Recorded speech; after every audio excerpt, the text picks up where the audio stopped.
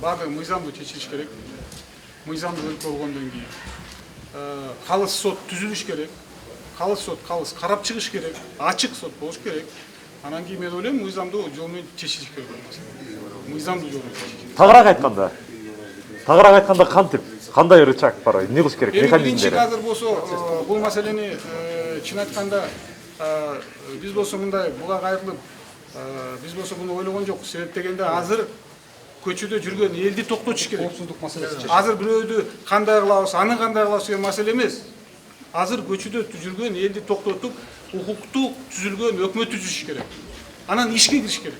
Сиз саясатка кайтып келдиңизби же келген жоксузбу? Эми элибиз ушундай болуп турганда мен конечно сөзсүз кайтып келем. Мен айтпадым беле, элим ушундай кыйналып турган кезде мен сөзсүз түрдө карап турбайм деп туруп.